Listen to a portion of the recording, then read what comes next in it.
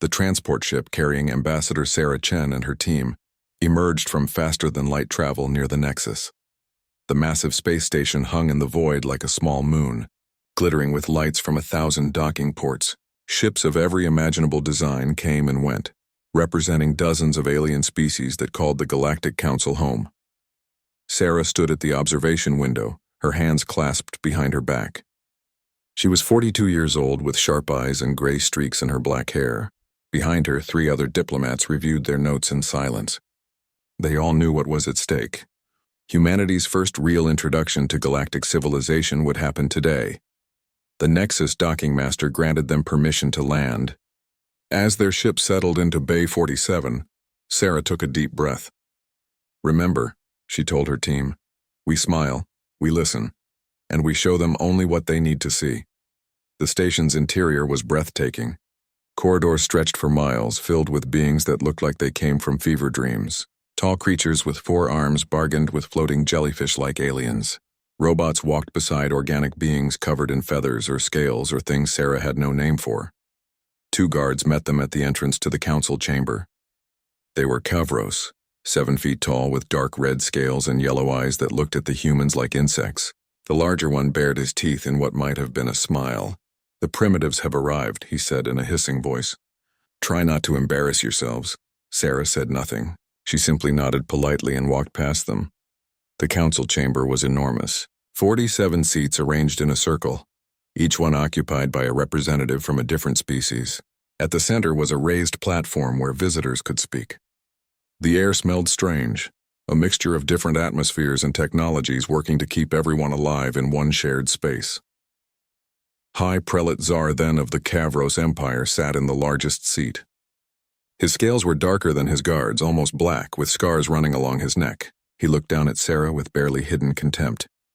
"So," his voice boomed across the chamber, "Earth finally joins us. How quaint." Sarah stepped onto the central platform. Her voice was calm and clear. "On behalf of humanity, I thank the Council for this opportunity. We come in peace, seeking friendship and cooperation with all civilized species." Laughter rippled through some of the seats. An insectoid being with multiple eyes clicked its mandibles. "Friendship? You barely understand quantum physics. What could you possibly offer us?" Sarah smiled. "We offer our uniqueness. Every species here has something special to contribute. We hope to learn from you and perhaps teach you something in return." "Teach us?" Zarthan leaned forward. "You travel at speeds we mastered 10,000 years ago. Your weapons are projectiles that would bounce off our shields. What could you possibly teach us?" Sarah met his gaze without flinching. Restraint, the word hung in the air. Several council members shifted in their seats. "Restraint?" Zarthan laughed, a deep rumbling sound. "Is that what you call weakness on your world?" "We call it wisdom," Sarah replied. "The choice to not do something even when you can is often the mark of true intelligence." Another council member spoke up, this one resembling a tall bird with silver feathers. "Enough philosophy. As per council law, all new members must demonstrate their military capabilities. We must assess whether you can defend your own borders or if you require protection." Sarah nodded. She had expected this. "Of course. Admiral Okoye is waiting in orbit with a demonstration fleet." The council chamber's central display activated, showing the space around the Nexus. 3 human ships appeared, each one about 800 feet long. They were angular and gray, with visible weapons ports and basic shield emitters. By galactic standards, they looked outdated by centuries. Sar then studied the ships with barely concealed amusement. "These are your warships?" "These are what we brought to show you," Sarah said carefully. The distinction was subtle, but a few council members noticed. The bird-like alien tilted its head. "An interesting choice of words, Ambassador." The demonstration proceeded. The human ships fired kinetic weapons, missiles, and basic energy weapons at target drones. They performed combat maneuvers that were adequate but unimpressive. Their shields held against simulated attacks but showed obvious weaknesses. Everything about the display screamed second-rate military power, exactly as planned. Back on Earth, Admiral Marcus Okoye watched the demonstration from the command center deep beneath the Atlantic Ocean. Around him, holographic displays showed the real human fleet, 500 ships that made the demonstration vessels look like toys, technology that had taken decades of secret development, hidden from everyone. Even most of Earth's own governments. They're buying it, said his second-in-command. Captain Rodriguez, of course they are, Okoye replied. His voice was deep and thoughtful. They see what they expect to see. A primitive species trying to play with the big powers. Does it bother you? Letting them think we're weak? Okoye was quiet for a moment. He was 58 years old, and he had spent his entire adult life in military service. Everything in his training screamed at him to show strength, to never back down. But he was also wise enough to see the bigger picture. Better they underestimate us than fear us, he finally said. Fear makes people do stupid things. If they knew what we really have, they might try to destroy us before we become a threat. This way we buy time. Time to learn about them. Time to build alliances. Time to be ready if diplomacy fails. And if it does fail, Okoye's expression hardened. Then they'll learn why we were holding back. Back on the Nexus, the demonstration concluded. The council members discussed among themselves in various languages, their translation devices creating a cacophony of sound. Finally, Zarthan spoke. Your military is adequate for defending your home system. Barely.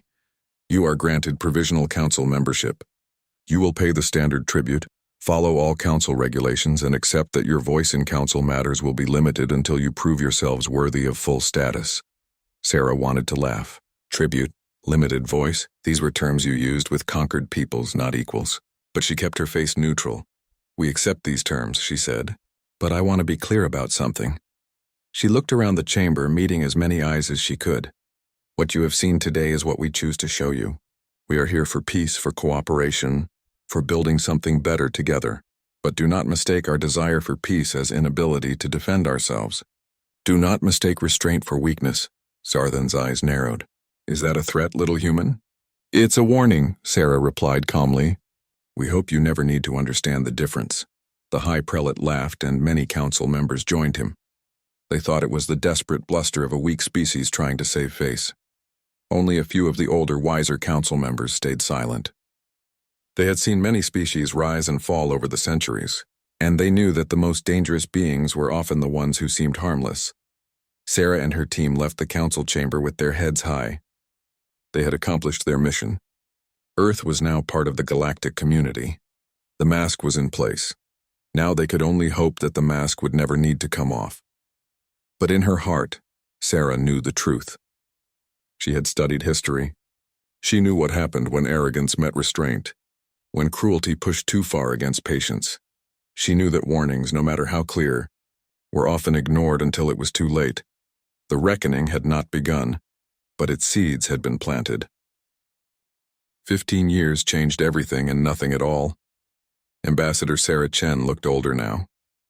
The gray in her hair had spread, and lines of stress marked her face. She sat in her office on the Nexus, reviewing the latest report from the frontier colonies, and her hands trembled with barely controlled anger. 3 more human freighters had been attacked near the outer rim. The ships were destroyed, their crews killed and their cargo stolen. The attackers were Kavros privateers, everyone knew it. But when Sarah brought evidence to the council, they simply shrugged. Space is dangerous, High Prelate Zarthan had said with a grin. Perhaps your ship should travel with better protection. Oh, but wait, your military is so limited. Perhaps you should hire Kavros escorts. For a reasonable fee, of course. It was extortion dressed up as concern, and there was nothing Sarah could do about it through official channels. Earth had changed in 15 years, too. When humanity first joined the council, they were excited, hopeful. They imagined trading knowledge, sharing cultures, building friendships across the stars.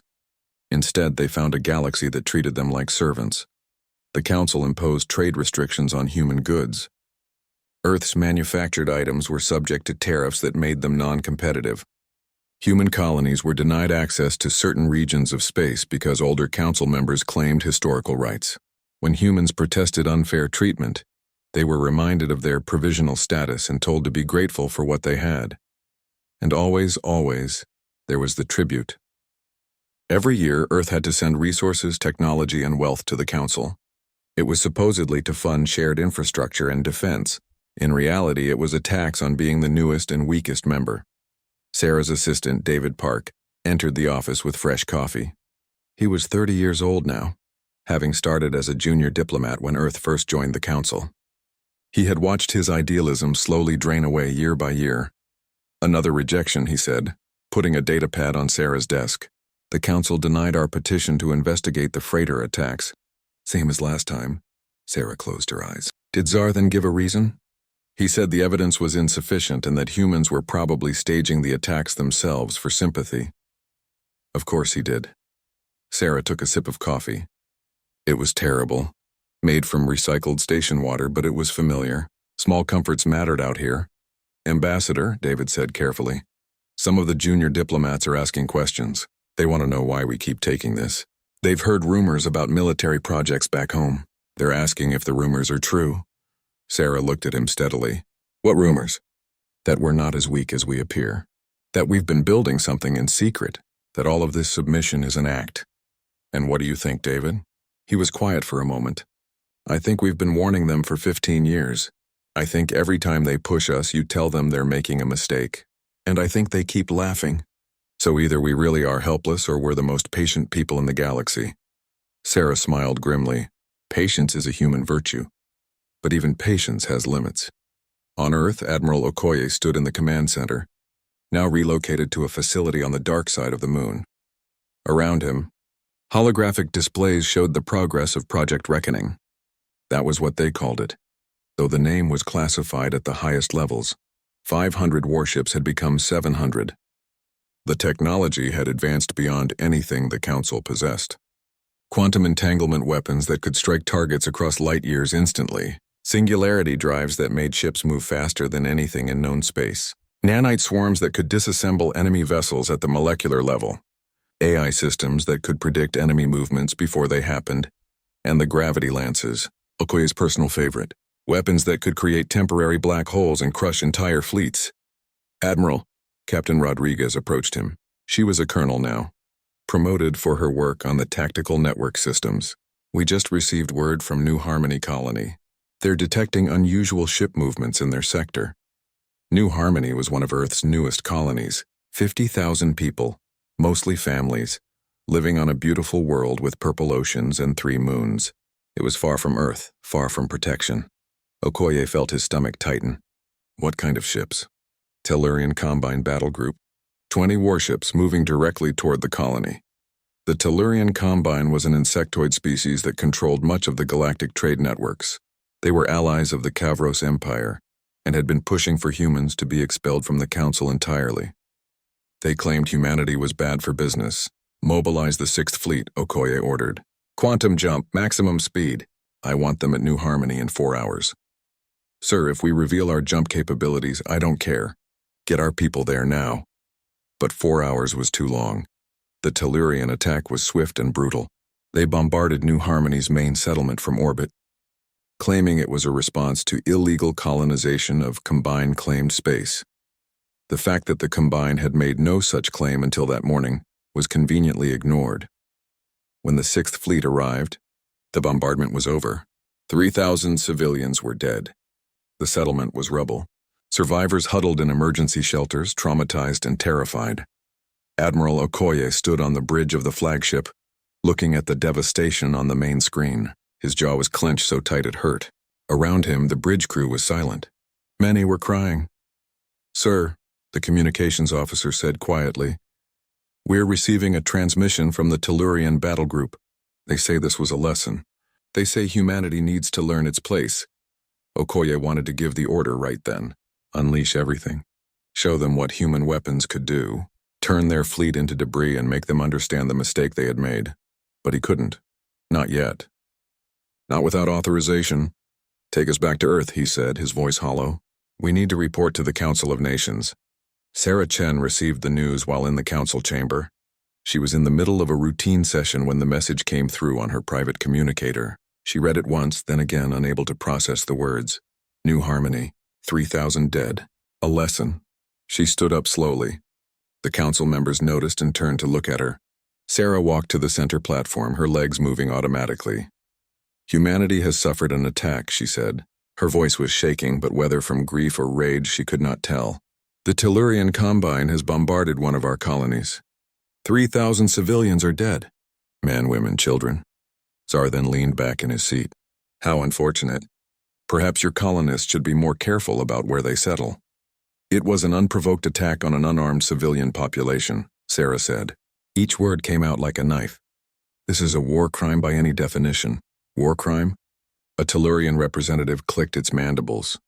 We were defending our territorial claims. If humans cannot understand basic galactic law, perhaps they should return to their primitive little world. Sarah looked around the chamber. Some council members looked uncomfortable. Others seemed amused. None of them looked like they cared. We have bled for peace, Sarah said. The trembling in her voice was gone now. It was replaced by something cold and hard. We have endured your insults. We have paid your tribute. We have begged you to see reason. We have warned you again and again that you were making a mistake. Warned us? Zar then laughed. What will you do, little human? Send your museum pieces to frighten us? You are weak. You have always been weak. And the weak do not make demands of the strong. Sarah stared at him. For 15 years she had played the diplomat. She had smiled at insults, accepted humiliation, and swallowed rage. All for peace. All to give humanity time. But some prices were too high. High Prelate Zarthen, she said clearly.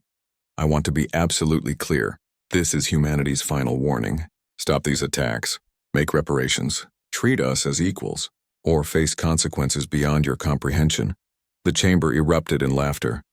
Even the species that had shown some sympathy before joined in. It was too much. The idea that humanity, weak little humanity, could threaten the entire council was absurd. Zar then stood up from his seat.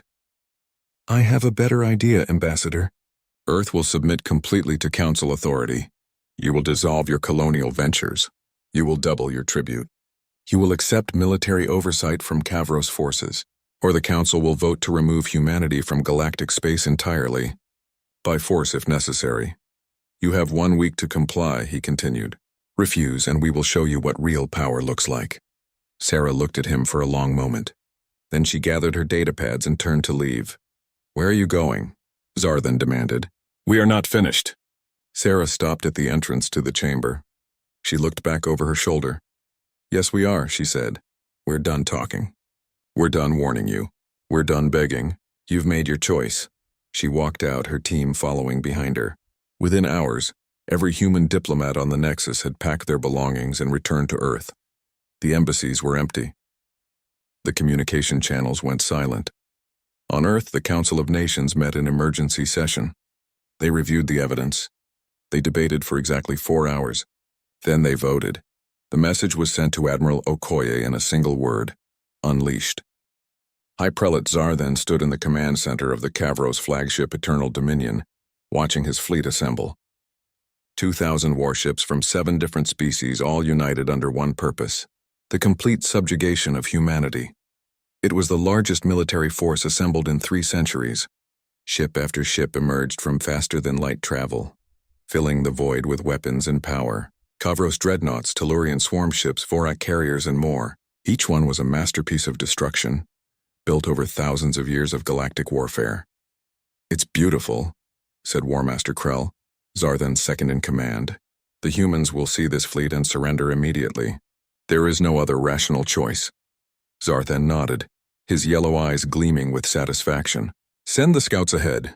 I want full scans of the Sol system. Let us see what pathetic defense the humans have managed to scrape together. The scouts jumped to Earth's system. 10 small fast ships equipped with the best sensors in the galaxy. They arrived expecting to find a few dozen outdated human vessels trying desperately to organize some kind of defense. Instead, they found 500 ships waiting in perfect formation. The scout commander stared at his screens in confusion. These were not the ships they had seen 15 years ago. These vessels were sleek and dark, almost black, shaped like daggers. They made no sound, gave off strange energy readings, and seemed to bend space around them in ways that should not be possible. Get closer, he ordered. I want full scans of those ships. The scouts moved in. That was their first mistake. One of the human ships rotated smoothly to face them. There was no visible weapon discharge, no obvious attack. One moment the scout ship was there, and the next moment it simply ceased to exist. Not destroyed, not damaged, simply gone, erased from existence as if it had never been. What in the void? The scout commander's voice was shaking. All ships retreat now. 9 scout ships tried to turn and jump away. 3 more disappeared in that same terrible way. 6 managed to escape and jump back to the fleet. The scout commander rushed to Zarthan's command center. His scales were pale with fear. "High Prelate, the humans have a fleet. A real fleet. The ships are unlike anything in our databases. They have weapons we do not understand." "How many ships?" Zarthan demanded. 500 detected. "But High Prelate, they destroyed 4 of my scouts without even appearing to fire. One moment they were there, the next they were gone. No debris. No energy discharge, nothing," Krell laughed. 500 ships against our 2,000? And you are frightened by some kind of sensor trick? The humans are trying to make us fear them with illusions. But some of the other commanders looked less certain. 500 ships was far more than Earth had ever shown, and strange new weapons were always dangerous. "It does not matter," Zarthan declared. "We outnumber them 4 to 1. Even if they have been hiding some new technology, numbers will prevail. We jump to Sol system in 1 hour. Prepare for battle." The massive fleet entered faster than light travel together. It was an impressive sight. A swarm of destruction moving as one. They emerged near Earth's orbit, weapons charged, shields at maximum, ready to crush any resistance. Admiral Marcus Okoye sat in the command chair of the flagship Victory, watching the enemy fleet appear on his displays. His face was calm, but his heart was pounding. This was it. Everything humanity had built, all the secrets they had kept, would be revealed in the next few hours. "Enemy fleet detected," reported the tactical officer. "Counting 1,987 vessels. Multiple ship classes. They are forming Standard Council battle formation." "Standard formation," Okoye said quietly. "Against an enemy they know nothing about." Arrogant to the end. He touched his communicator. "All ships, this is Okoye. You have your orders. Show them what we are. Show them why we were holding back. Make them understand." The human fleet moved. They did not charge forward like the Council expected. They did not try to match the enemy formation. Instead, they simply dispersed, each ship moving independently but in perfect coordination. The Kavros fleet opened fire first. Thousands of energy beams and missiles streaked across space toward the human ships. It should have been devastating, an overwhelming attack that no defense could stop. But the human ships were not there anymore. They had moved before the weapons arrived. Not with conventional drives, but with quantum displacement. One instant they were in one location. The next instant they were somewhere else with no transition between. It was not faster than light travel. It was something else entirely. "Impossible," Zarthan roared. "Nothing can move like that. Find them, target them." The human counterattack began.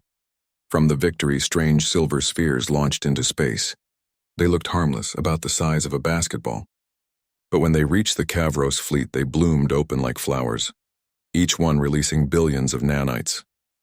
The nanites were so small they passed through shields like they were not there. They attached to hull plating, to weapon systems, to power cores, and then they began to disassemble everything at the molecular level. A Kavros dreadnought, one of the most powerful ships in the galaxy, simply came apart, not exploding but dissolving, breaking down into its component atoms. The crew barely had time to scream before their own bodies were taken apart by the swarm. 12 more ships followed. Then 20. Then 50.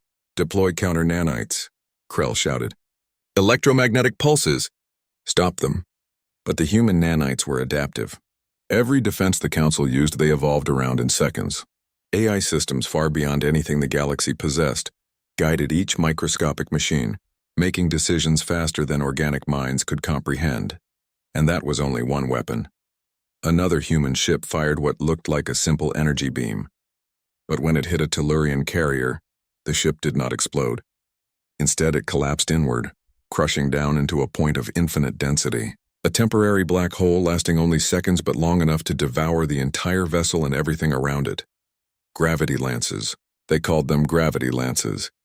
Zarthan watched in horror as his fleet was torn apart. "All ships concentrate fire. Focus on one human ship at a time. We still outnumber them." The fleet tried to follow orders. 300 ships targeted a single human vessel, pouring everything they had at it. The human ship's shields flared bright blue. They absorbed the assault without even dimming. Then the ship returned fire with what the humans called a relativistic kill missile. The missile used quantum entanglement to arrive at its target before it was fired from a human perspective. It simply appeared inside the enemy formation, traveling at 99% the speed of light.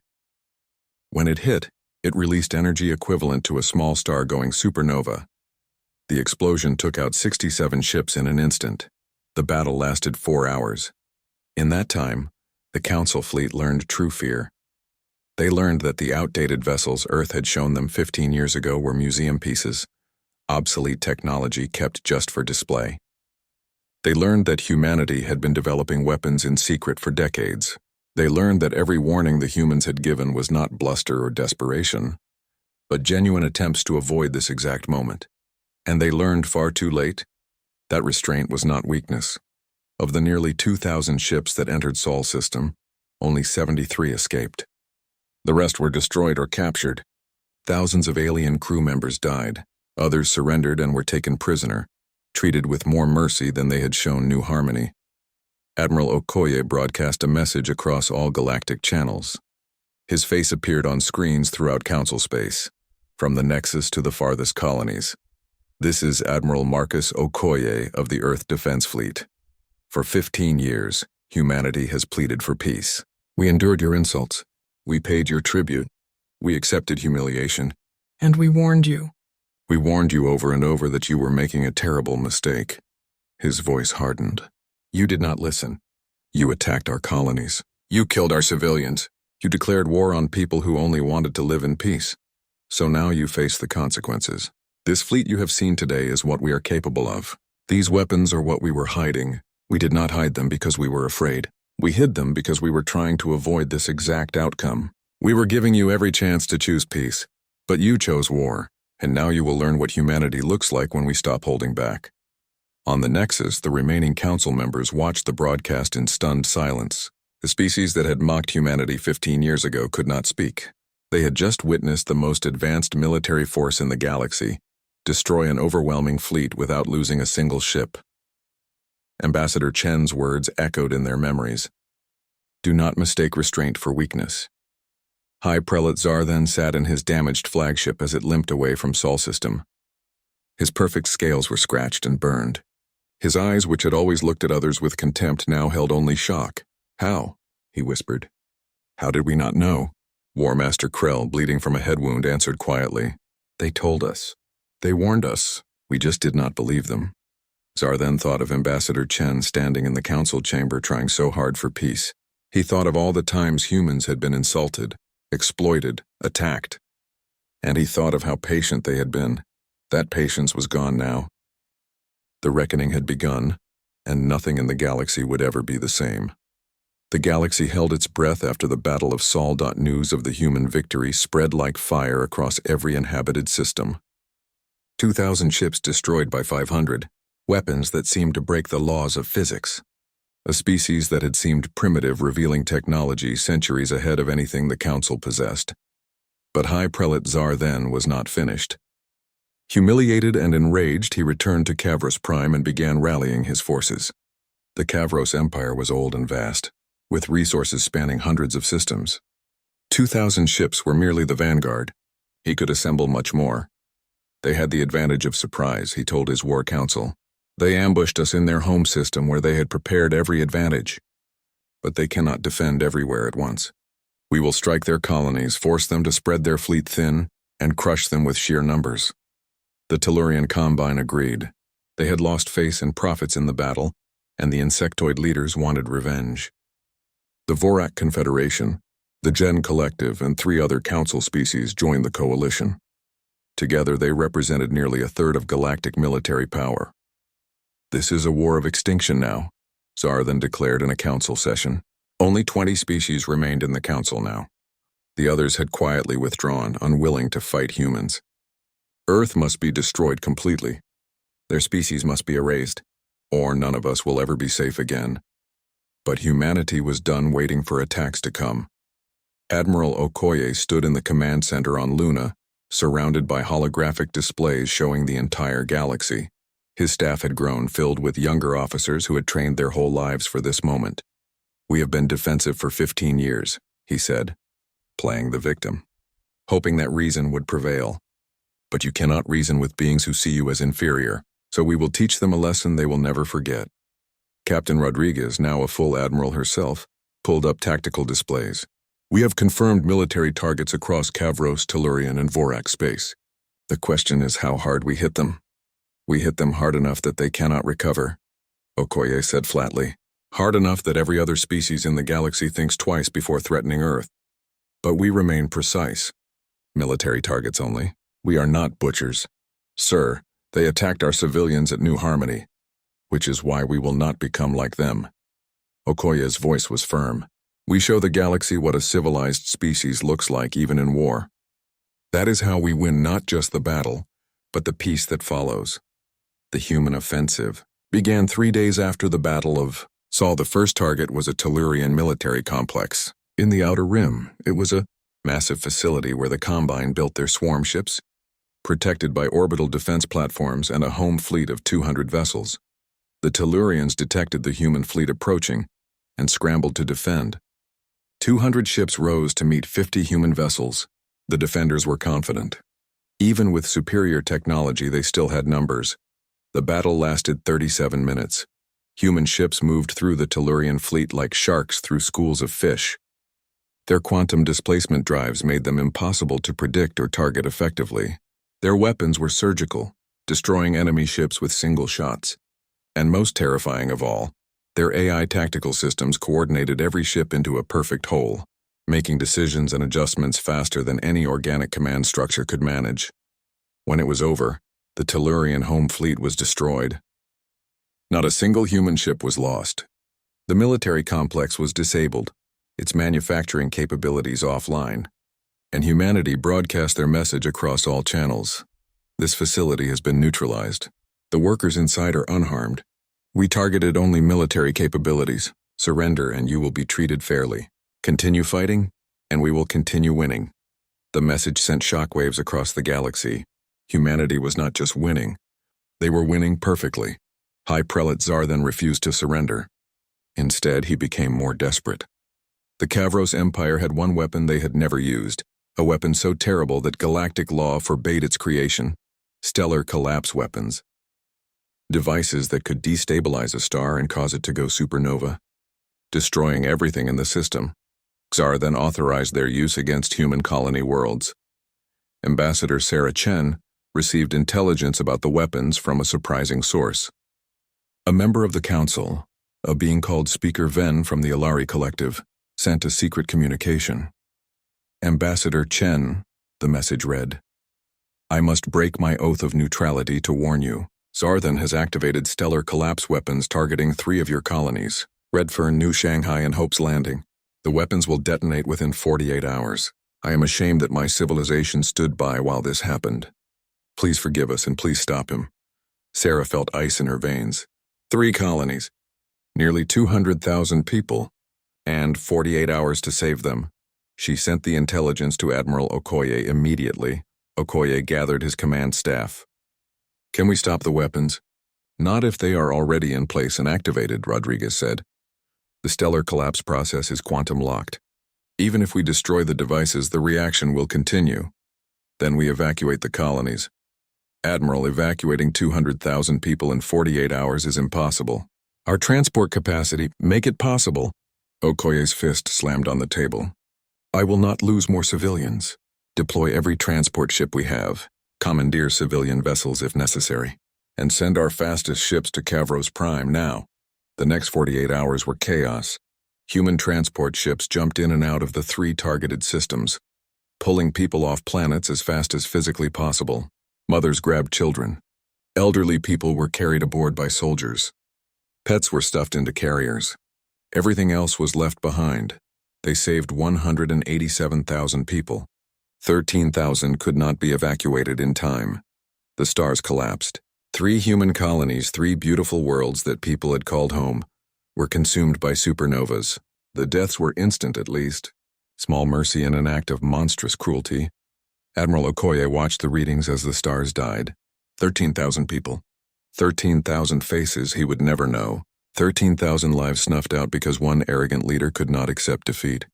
Rodriguez, he said quietly. Ready the fleet, all of it. We are going to Kavros Prime. Sir, that is their home system. They will have thousands of ships defending it. I know. Okoye's voice was cold as the void. Ready the fleet. The human armada jumped to Kavros Prime 3 days later. 700 ships, everything Earth could deploy. They emerged at the edge of the system, and the Kavros defense fleet rushed to meet them. 3,000 ships. The largest home defense force ever assembled. Kavros dreadnoughts, carriers, destroyers, fighters. Every vessel the Empire could bring to bear. Against them, 700 human ships that had become legend across the galaxy. The Battle of Kavros Prime would be studied for generations. High Prelate Tsar then commanded from his fortress on the planet's surface. He watched the battle unfold on massive screens, seeing his fleet move to engage the humans. At first, he was confident. 3,000 ships against 700. Even with human technology, surely numbers would tell. Then the human fleet demonstrated something new. They had been holding back even more. From the flagship Victory, Admiral Okoye activated the consciousness-linked tactical network. Every ship in the human fleet connected to a quantum AI that could predict enemy movements before they happened. Not by magic or psychic powers, but by analyzing every tiny piece of data. Every engine signature, every communication, every tactical pattern, and calculating probable outcomes billions of times per second. The human fleet knew where every enemy ship would be before they moved there. The result was not a battle. It was a symphony of destruction, perfectly choreographed. Human ships moved like they were dancing, always in the right place at the right time.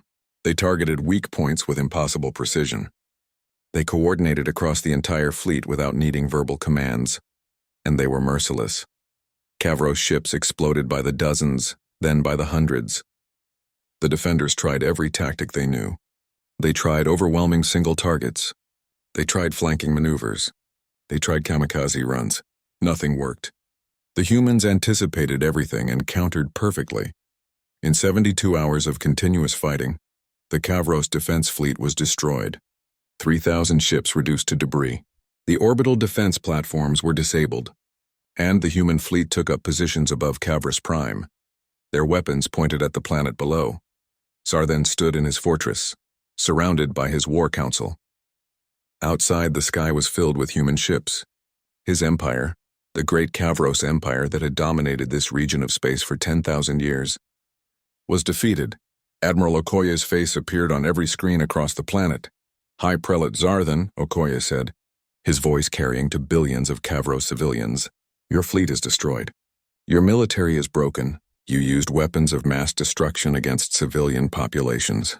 By the laws of warfare that your own council wrote, you are guilty of crimes against civilization. I am offering you one chance. Surrender yourself for trial. Accept peace terms, or I will treat your planet the way you treated our colonies. Tsar then wanted to refuse. His pride, his honor. 18 months after the war began, it ended. The remaining members of the coalition surrendered one by one. The Tellurian Combine, seeing their homeworld under siege, capitulated within days of Kavros Prime's fall. The Vorak Confederation lasted longer, trying to negotiate better terms, but eventually accepted that there was no negotiating position left. Humanity had won. Completely and utterly. Ambassador Sarah Chen returned to the Nexus for the first time in nearly 2 years. The station looked the same, but everything felt different. As she walked through the corridors, aliens stepped aside. Some bowed their heads. Others stared with expressions mixing fear and respect. The council chamber was half empty. Many species had withdrawn from the council entirely during the war, unwilling to take sides. Only 23 remained now, and they all stood as Sarah entered. Please sit, Sarah said tiredly. We are not here for ceremony. We are here to build peace. Speaker Ven of the Aleri Collective spoke first. The elderly alien's voice was soft but clear. Ambassador Chen, on behalf of those species who remained neutral during the conflict, I must apologize. We knew you were treated unfairly. We knew Tsar then was leading us toward disaster. But we did nothing. We were cowards and we are ashamed. Sarah looked at the speaker for a long moment. You sent us intelligence about the stellar collapse weapons. You warned us in time to save nearly 200,000 lives. That was not cowardice, Speaker Ven. That was courage when it mattered most. Another council member, a being that resembled a crystalline tree, chimed with worry. What will Earth demand of us now? You have won the war. Your military is supreme. You could make us all servants or worse. We could, Sarah agreed. But we will not. Humanity did not fight this war to conquer. We fought to survive and to make certain no one would threaten us again. She activated a holographic display showing a document. This is the proposed charter for a new galactic commonwealth. Not a council where older species dominate younger ones, but a true union of equals. Every species gets equal representation. Decisions require consensus, not the approval of the powerful. And aggressive war becomes illegal, enforced by a unified peacekeeping force. You want us to have equal power with you? Another member asked, confused. After everything? Yes, Sarah said simply. Because peace built on conquest does not last. Peace built on fear does not last. The only peace that endures is peace built on mutual respect and justice. Admiral Okoye was in a different kind of meeting. He stood in a courthouse on Earth watching as High Prelate Zarthan was led into the room for trial. The Kavros leader looked smaller now. His scales had dulled. His eyes held none of their former arrogance. He was just a tired old being who had made terrible choices. The trial lasted 3 weeks. Evidence was presented methodically and fairly. Zarthan was allowed to speak in his defense. When he tried to claim he had been following military necessity, the prosecution showed recordings of his speeches calling for human extinction. The verdict was guilty on all counts. War crimes, crimes against civilization and use of forbidden weapons. The sentence came from a panel of judges representing multiple species, including humans. They debated for hours on the appropriate punishment. Death, some argued. He killed thousands of civilians deliberately. Justice demands execution, but others disagreed. If we execute him, we prove that violence is the answer. We become what he claimed we were. In the end, the sentence was life imprisonment with mandatory rehabilitation. Zarthan would spend the rest of his life in a facility designed not just to punish, but to help him understand what he had done wrong and why. When the sentence was read, Zarthan expected rage or satisfaction from the humans in the room. Instead, he saw only sadness.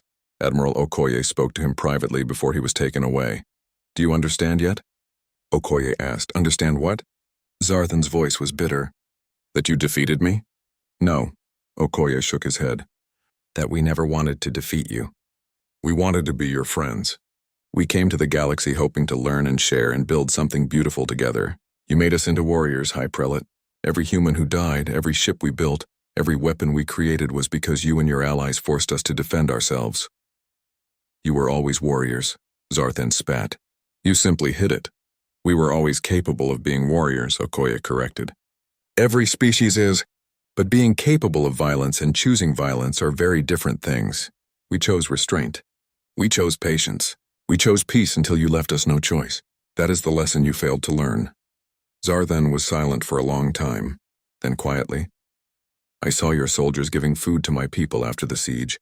Why? Because they were hungry," Okoye said simply. "Because they are not soldiers. They are people. And people help each other when they can."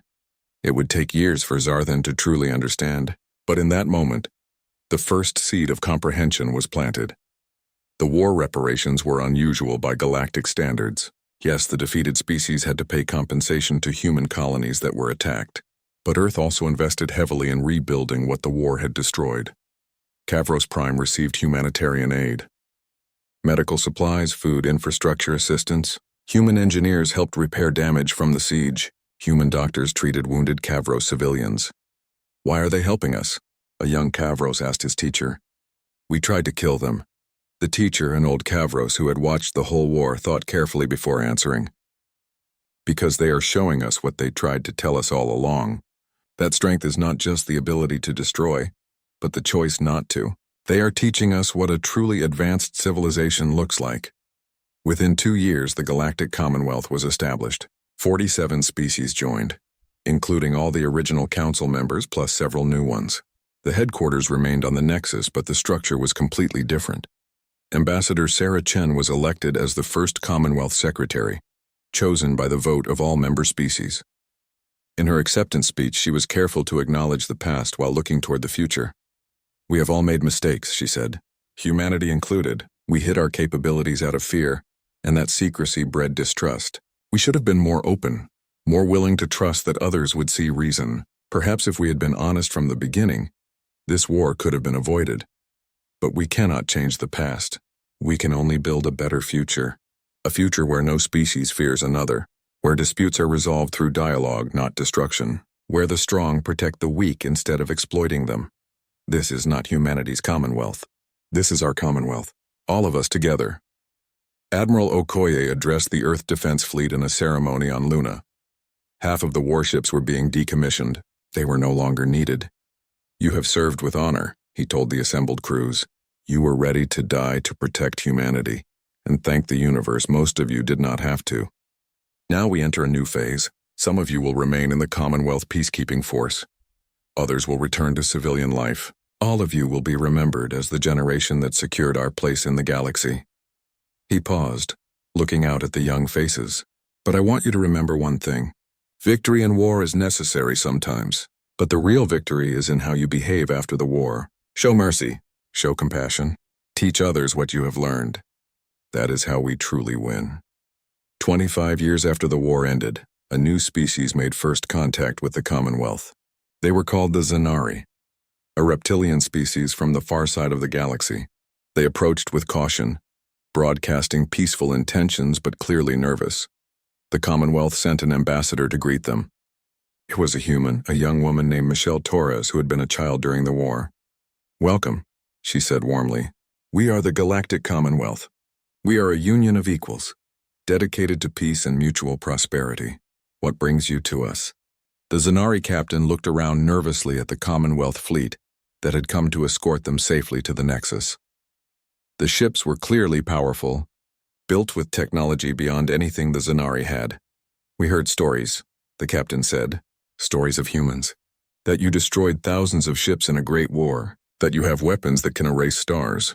We wanted to see if the stories were true, to know if we should fear you. Michelle smiled gently. The stories are true. Humanity has powerful weapons, and so do many of our allies, but we keep those weapons locked away. We use them only to defend, never to conquer. But you could conquer, the captain said. Why do you not? Because conquest is easy, Michelle replied. Any species with enough weapons can dominate others through fear.